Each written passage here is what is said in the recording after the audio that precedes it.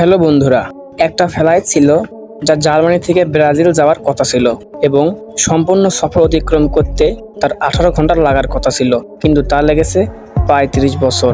ফ্লাইটটি প্রায় 30 বছর পর তার গন্তব্যস্থলে পৌঁছায়।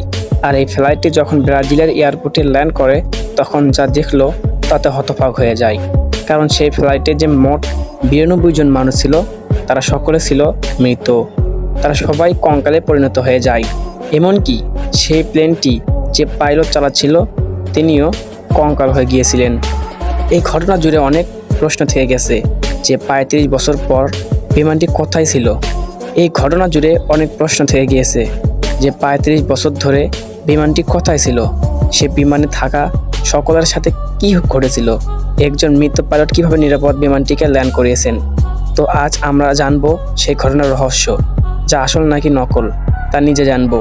আর বন্ধুরা, ভিডিওটি অনেক আকর্ষণীয় হতে যাচ্ছে, তাই স্কিপ না করে সম্পূর্ণ ভিডিওটি দেখুন, কারণ আমরা কথা বলতে যাচ্ছি টাইম ট্রাভেল নিয়ে। এই ভিডিওতে আমরা জানবো আসলেই টাইম ট্রাভেল সম্ভব কি না, আর যদি হ্যাঁ হয় তাহলে তা কিভাবে করা সম্ভব। আর এই যে বিমানটি 35 বছর পর ফিরে আসলো, তা কি আসলে কোনো টাইম লুপে আটকে গিয়েছিল নাকি তা কোনো টাইম ট্রাভেলের অংশ ছিল। তো চলুন শুরু করা যাক।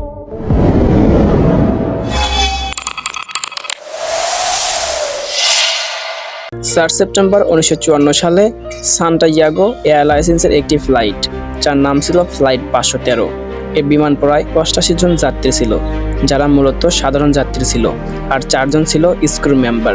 ফ্লাইটের গন্তব্যে পৌঁছাতে 18 ঘন্টা সময় লাগার কথা ছিল, কিন্তু আটলান্টিক মহাসাগরের উপর দিয়ে যাওয়ার সময় এটার কন্ট্রোল সেন্টারের সাথে যোগাযোগ বিচ্ছিন্ন হয়ে যায়।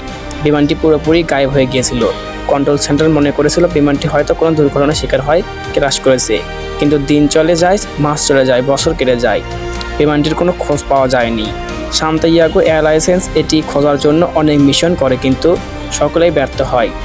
এই ঘটনার পর কেটে যায় দীর্ঘ 35 বছর। মানুষ এটিকে ভুলে গিয়েছিল। 12 অক্টোবর 1989 সালে ব্রাজিলের পার্টো আরলেগো এয়ারপোর্ট হুট করে একটা প্লেন দেখা যায়, যা এয়ারপোর্টের দিকে আসছিল। কন্ট্রোল সেন্টার এটার সাথে যোগাযোগ করার চেষ্টা করে, কিন্তু প্লেনটি থেকে কোনো সাড়া শব্দ পাওয়া যায়নি। 35 বছর পর এই প্লেনটি পার্টো আরলেগো এয়ারপোর্টে ল্যান্ড করতে যাচ্ছিল। এয়ারপোর্টের অথরিটি প্লেনটিকে দেখতে পায়। এটি একটি পুরনো মডেলের প্লেন ছিল, যা 35 বছর আগে গায়েব হয়ে গিয়েছিল।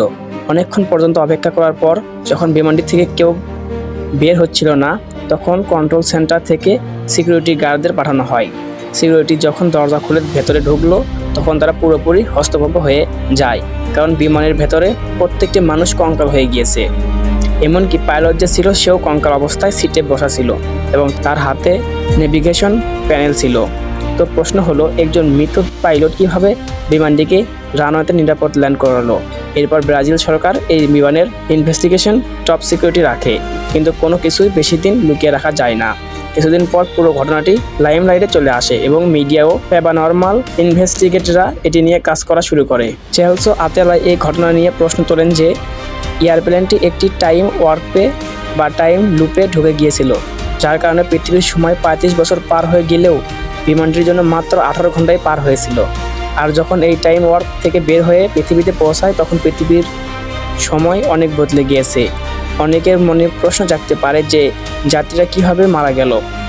ধারণা করা হয় টাইম লুপে থাকার কারণে হয়তোবা বিমানের ভেতরে অক্সিজেন শেষ হয়ে গিয়েছিল, অথবা কোনো বিষাক্ত গ্যাসের কারণে তারা মারা গিয়েছিল। কিন্তু মৃত্যুর পরেও পাইলটের হাতে যেহেতু নেভিগেশন প্যানেল লক হয়ে গিয়েছিল, তাই বিমানটি অটো পাইলট মোডে বা অলৌকিক কোনো উপায়ে নিজেই ল্যান্ড হয়েছে। তবে বন্ধুরা, এই ঘটনার পেছনে আসল সত্যটা কী? অনেকেই একে সত্য মনে করলেও আসলে কথা হলো এটি একটা বানানোর গল্প। 1989 সালে আমেরিকার উইকলি ওয়ার্ল্ড নিউজ নামের একটি ট্যাবলয়েডে পত্রিকা প্রথম এই কাল্পনিক গল্পটি ছাপা, যা পুরোপুরি ভুয়া ছিল।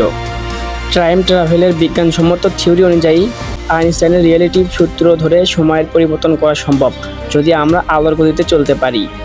কিন্তু বর্তমানে আমাদের কাছে এমন কোনো প্রযুক্তি বা টেকনোলজি ডেভেলপ হয়নি যা দিয়ে আমরা আলোর গতিতে ট্রাভেল করতে পারবো। সো বন্ধুরা, ভিডিওটি কেমন লাগলো? আশা করি আপনাদেরকে ভালো লেগেছে। যদি এরকম ভিডিও আরও পেতে চান অবশ্যই আমাদের অজানাগল্প.com চ্যানেলটি সাবস্ক্রাইব করবেন। তো আবার দেখা হবে অজানাগল্প.com এর নতুন কোনো এপিসোড বা ভিডিও নিয়ে। ততক্ষণ পর্যন্ত সুস্থ ভালো থাকুন। আল্লাহ হাফেজ।